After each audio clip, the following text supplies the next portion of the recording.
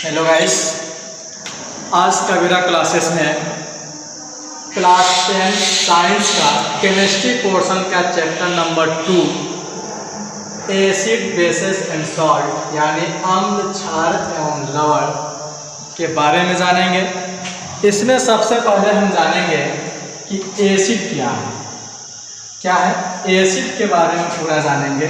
तो एसिड जो है लैटिन शब्द से बना है, लैटिन शब्द के एसिडियस या एसाइड से बना है, जिसका अर्थ होता है खट्टा पदार्थ। जिसका अर्थ होता है खट्टा पदार्थ, यानी जितने खट्टे पदार्थ हैं उनको हम क्या मानते हैं? अम्ल मानते हैं। और प्राचीन हमारी जो अवधारणाएं रही हैं एसिड से संबंधित, उसमें यही माना गया कि सभी खट्टे पदार्थ अम्ल होते हैं और ये जो खट्टे पदार्थ होते हैं वह नीले लिटमस को लाल कर देते हैं। नीले लिटमस को लाल कर देते हैं। इसकी पहचान थी कि अगर जो कोई पदार्थ खट्टा है और नीले लिटमस को लाल भी कर दे रहा है तो निश्चित ही अम्ल है। ये जो लिटमस होते हैं थैलोफाइट प्लांट के बने होते हैं। थैलोफाइट ऐसे प्लांट होते हैं, आप अक्सर पौधे ऐसे देखे होंगे जिसमें जड़, तना, पत्ती, पुष्प वगैरह सब कुछ स्पष्ट होते हैं, बट थैलोफाइट में ऐसी कोई कंडीशन नहीं होती, यानी वे पौधे जो पूर्ण विकसित नहीं होते, अर्थात जिसमें जड़, तना, पत्ती, फूल स्पष्ट नहीं होते, उसे हम थैलोफाइट कहते हैं। इस थैलोफाइट के अंतर्गत आता है आपका एल्गी। क्या आता है? Algae, lichens. तो इन्हीं से बना है हमारा लिटमस पेपर, जो एक सूचक होता है। क्या होता है? सूचक। अब सूचक क्या है? वे पदार्थ जो रासायनिक अभिक्रिया की पूर्ण होने की सूचना देता है, उसे क्या कहते हैं? सूचक कहते हैं। हमारा हल्दी भी है, हल्दी भी सूचक का कार्य करता है। इसमें आपका टर्मरिक एसिड पाई जाती है। जब हल्दी में हम कोई बेस मिलाते हैं तो वह हल्दी की टर्मरिक एसिड रेड या ब्राउन कलर में क्या जाती है? कन्वर्ट हो जाती है। तो ये भी अभिक्रिया के पूर्ण होने की सूचना देता है। तो सूचक ही होते हैं जो अभिक्रिया के पूर्ण होने की सूचना देते हैं।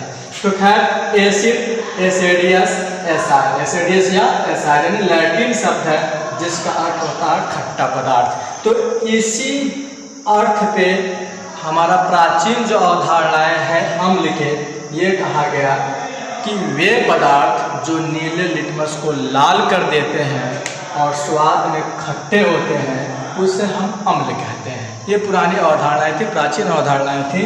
लेकिन हम सब पदार्थ की स्वाद चख नहीं सकते, ये संभव नहीं है। हर पदार्थ की स्वाद चखना संभव नहीं है। उसके आधार पर जो प्राचीन कंसेप्ट थी, जो प्राचीन अवधारणाएं थी, वो डिसाइड नहीं कर पाई कि कौन सा पदार्थ अम्ल है और कौन अम्ल नहीं है। तो उसके बारे में हम जानेंगे अम्ल की अवधारणा में। किसमें जानेंगे? अम्ल की अवधारणा। ठीक है, अम्ल की अवधारणा में सबसे पहले जानेंगे प्राचीन अवधारणाएं।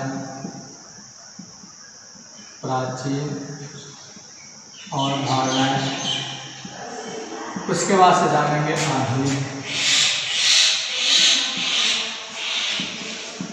आधुनिक अवधारणाएं।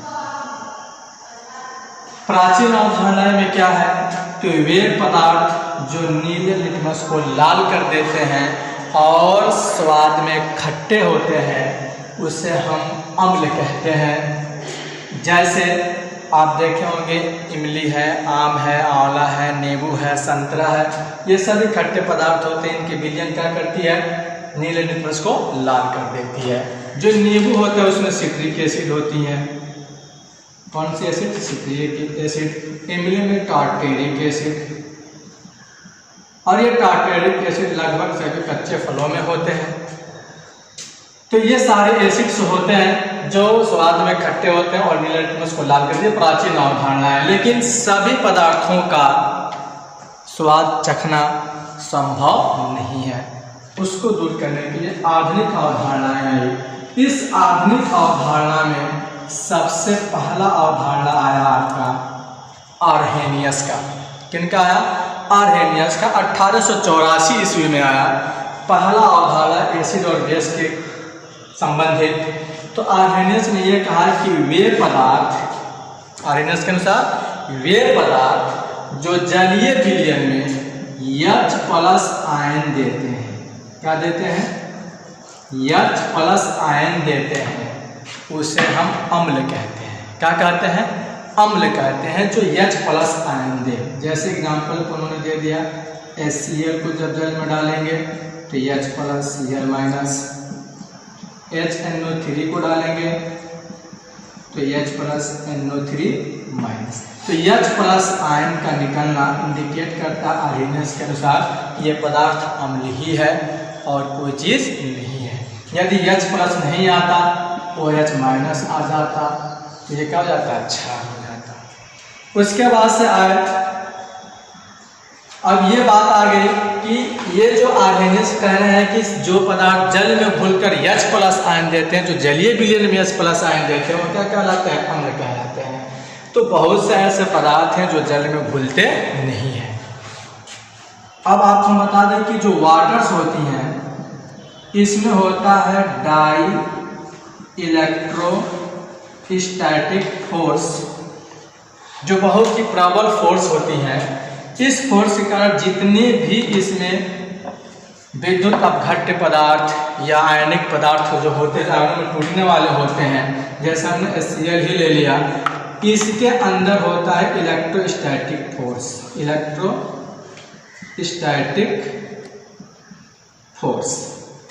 इलेक्ट्रोस्टैटिक फोर्स जो अट्रैक्शन फोर्स होते हैं, जो पॉजिटिव और नेगेटिव के बीच बने होते हैं, जब ये आते हैं तो इससे डबल पावर में होता है H2O के अंदर डाई इलेक्ट्रोस्टैटिक फोर्स। ये आगे होता है आसानी से H+ और Cl- में तो विघटित हो जाएंगे, यानी H+ मिल जाएगा और ये पदार्थ स्पष्ट हो जाएगा कि क्या है? एसिड है।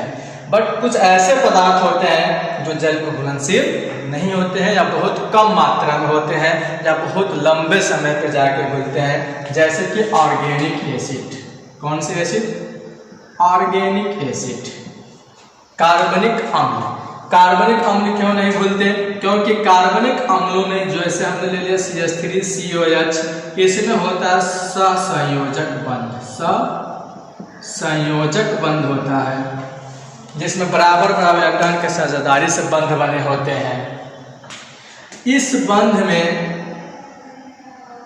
इलेक्ट्रॉन की जो साझेदारी होती है बराबर की होती है, और यहाँ पर जो बॉन्ड है वो आयनिक बॉन्ड है। आयनिक बॉन्ड में पदार्थों के बीच इलेक्ट्रॉन की बराबर की साझेदारी नहीं होती। जो बराबर इलेक्ट्रोनेगेटिव यानी प्रबल विद्युत ऋणात्मक होता है, वह साझे के इलेक्ट्रॉन को अपनी तरफ क्या कर लेता है? खींच लेता है।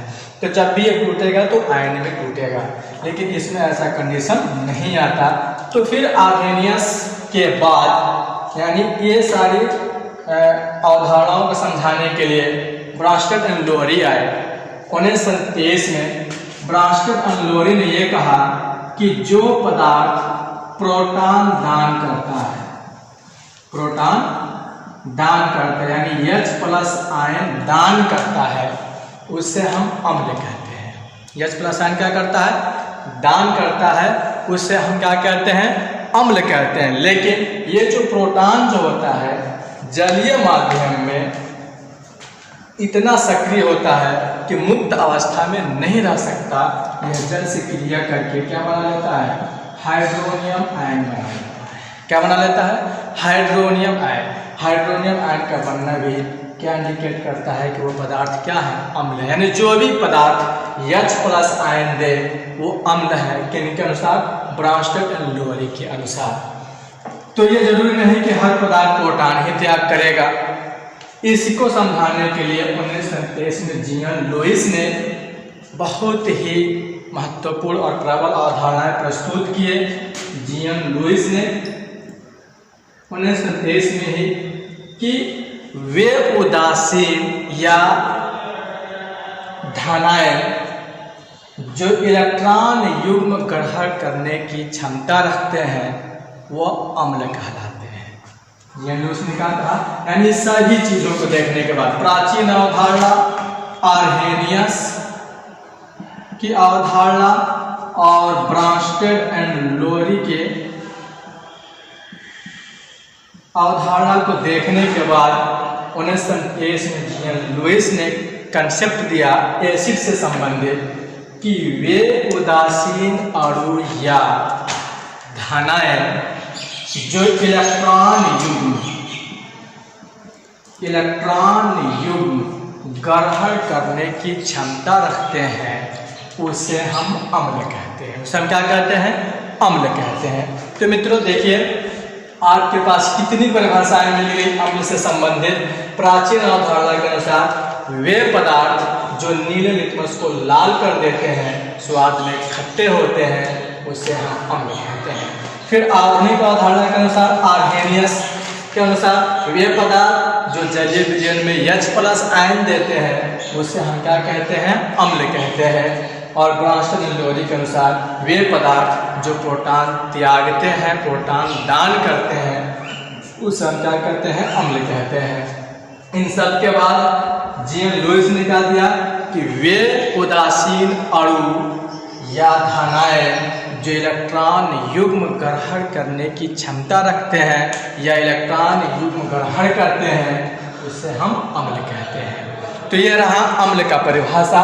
अब हम जानेंगे कि ये अम्ल जो एसिड होती हैं इसकी भौतिक गुण क्या है। भौतिक गुण के बाद जानेंगे कि अम्ल की प्रकार क्या है। तो पहले हम जान ले एसिड। अच्छी तरह से परिभाषा तो हो गया, फिर सुन लीजिए परिभाषा। प्राचीन अवधारणा के अनुसार वे पदार्थ जो नीले लिटमस को लाल कर देते हैं, स्वाद में खट्टे होते हैं, उसे हम अम्ल कहते हैं। आधुनिक अवधारणा में सबसे पहले आर्हेनियस के अनुसार वे पदार्थ जो विलयन में H+ आयन देते हैं उसे हम अम्ल कहते हैं। फिर ब्रांस्टेड एंड लोरी के अनुसार, क्योंकि सभी पदार्थ जल में घुल नहीं सकते, इसलिए ब्रांस्टेड एंड लोरी की अवधारणा आई कि वे पदार्थ जो प्रोटॉन त्यागते हैं उससे हम क्या कहते हैं? अम्ल कहते हैं। ये भी कुछ हद तक चला, लेकिन हर पदार्थ प्रोटॉन त्यागने में सक्षम है नहीं। इसके बाद लुईस आए। लुईस ने कहा कि वे उदासीन अणु या धनायन जो इलेक्ट्रॉन युग्म ग्रहण करने की क्षमता रखते हैं उसे हम अम्ल कहते हैं। अब इसके बाद हम जानेंगे अम्ल के प्रकार। अम्ल के प्रकार, ये कितने प्रकार के हैं? तो ध्यान दीजिएगा, अम्ल के प्रकार कौन कौन है।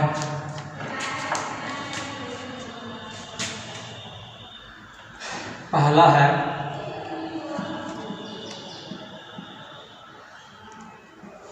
प्रबल अम्ल, दूसरा है दुर्बल अम्ल और तीसरा है ऑक्सी अम्ल। तीसरा है आपका ऑक्सी अम्ल और तीसरा है हाइड्रोजेनिक अम्ल। कौन से अम्ल? हाइड्रोजेनिक अम्ल। ये तीन तरह के अम्ल के बारे में हम लोग जानेंगे। हाइड्रोजेनिक अम्ल को हम हाइड्रो अम्ल भी कहते हैं। क्या कहते हैं? अथवा हाइड्रो अम्ल, यानी strong acid, weak acid, oxy acid और हाइड्रोजेनिक एसिड को हाइड्रो एसिड। तो हम जानेंगे प्रबल अम्ल के बारे में। स्ट्रॉन्ग एसिड किसे कहेंगे? बड़ी सिंपल परिभाषा है। कि वे अम्ल जो जल में पूर्णतः आयनित हो जाते हैं। वे अम्ल जो जल में पूर्णतः आयनित हो जाते हैं अर्थात अधिक मात्रा में H+ आयन देते हैं। क्या देते हैं? H+ आयन देंगे अधिक मात्रा में और तेजी से देंगे। वो क्या कहलाते हैं? प्रबल अम्ल कहलाते हैं।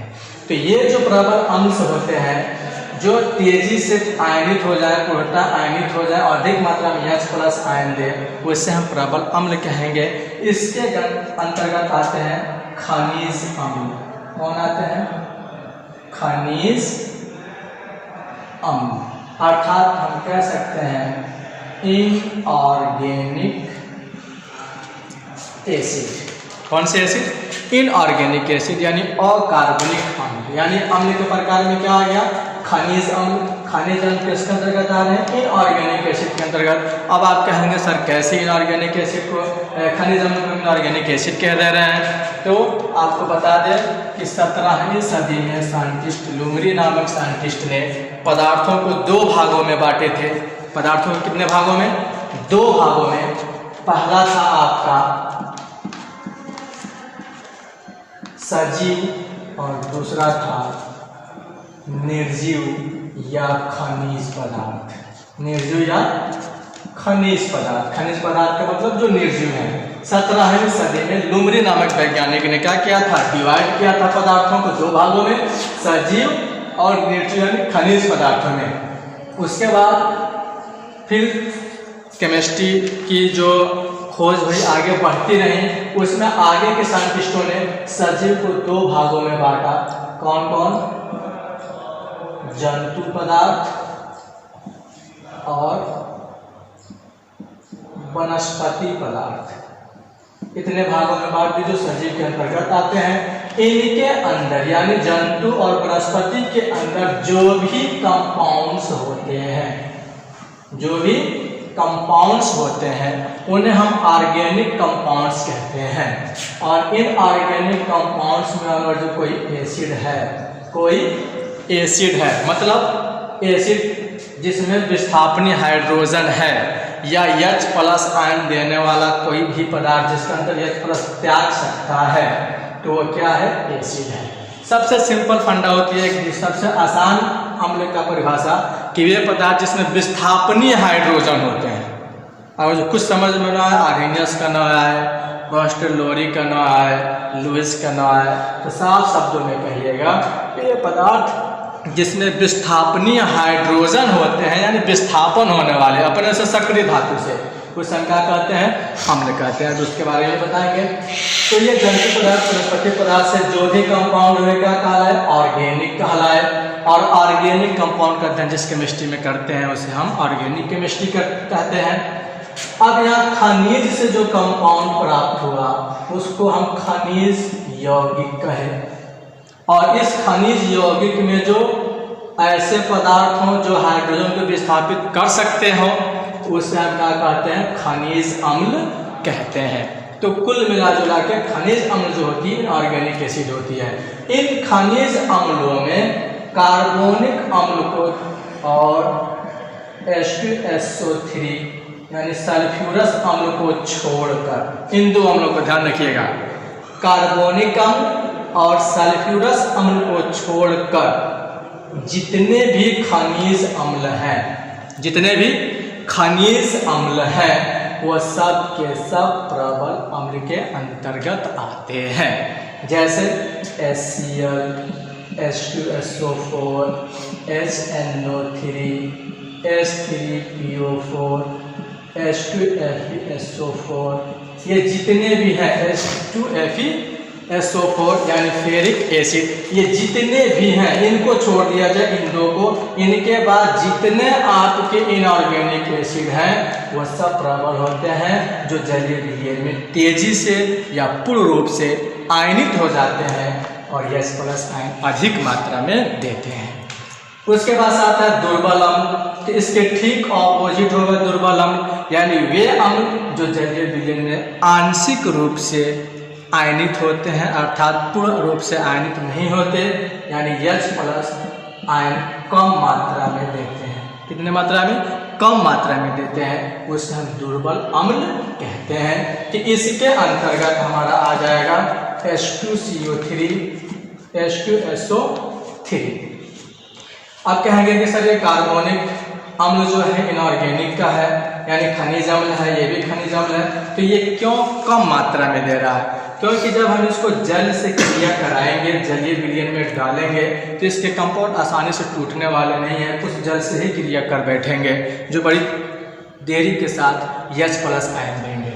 उसके बाद से आपका जितना ऑर्गेनिक एसिड है, ऑर्गेनिक एसिड जैसे acetic acid CH3COH, formic acid HCOH, benzoic acid, जितने कार्बनिक अम्ल है वह सब दुर्बल अम्ल के अंतर्गत आते हैं, क्योंकि ये जलीय विलयन में पूर्णतः आयनित नहीं होते, अर्थात बहुत कम मात्रा में H+ आयन देते हैं। उसके बाद से आता है आपका ऑक्सी अम्ल। कौन सा अम्ल? ऑक्सी अम्ल, यानी वे अम्ल जिसमें हाइड्रोजन एंड ऑक्सीजन, हाइड्रोजन और ऑक्सीजन दोनों होते हैं, उसे हम ऑक्सी अम्ल कहते हैं। जैसे H2SO4 HNO3 CH3COOH etc. ये सब क्या है? ऑक्सी अम्ल है, यानी हाइड्रोजन भी होंगे और ऑक्सीजन भी होंगे। तो ये जितने आप अम्ल देख रहे हैं इन सब में विस्थापनीय हाइड्रोजन है। तो वे अम्ल जिसमें यह हाइड्रोजन और ऑक्सीजन दोनों पाए जाते हैं उसे हम ऑक्सी अम्ल कहते हैं।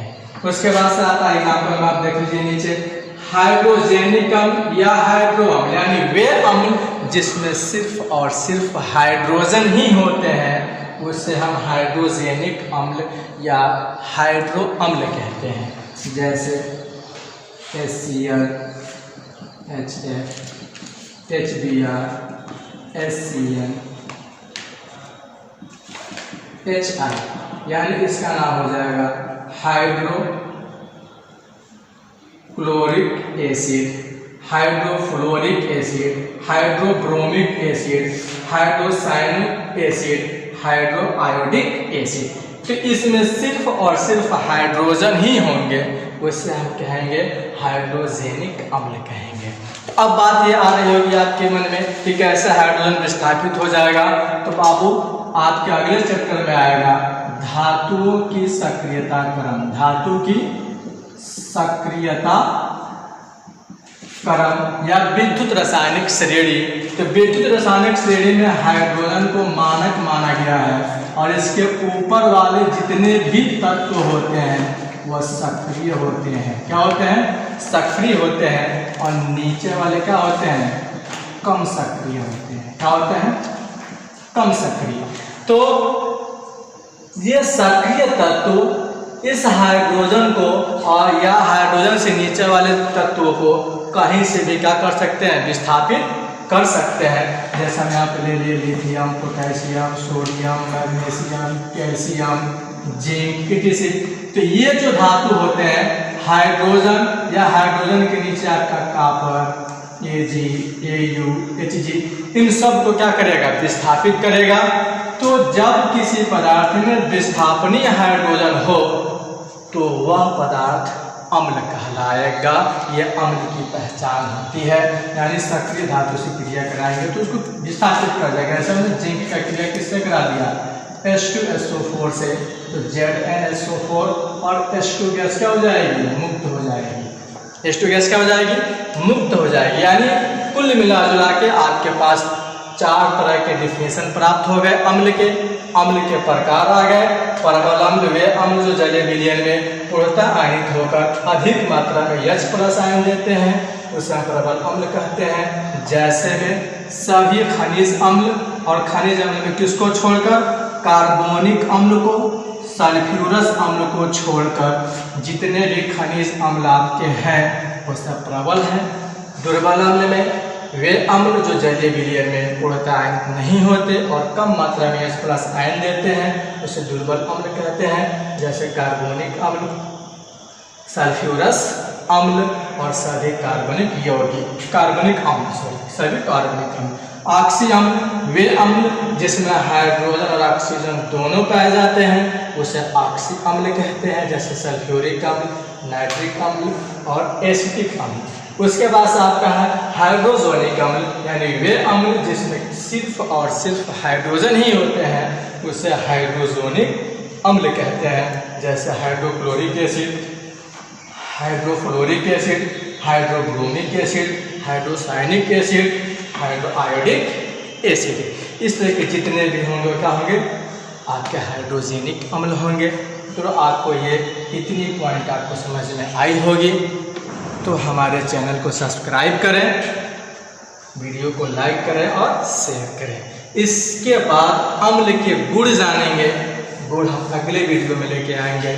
तब तक के लिए इस चैनल को सब्सक्राइब कर लें, वीडियो पसंद आया हो तो लाइक करें और शेयर करें।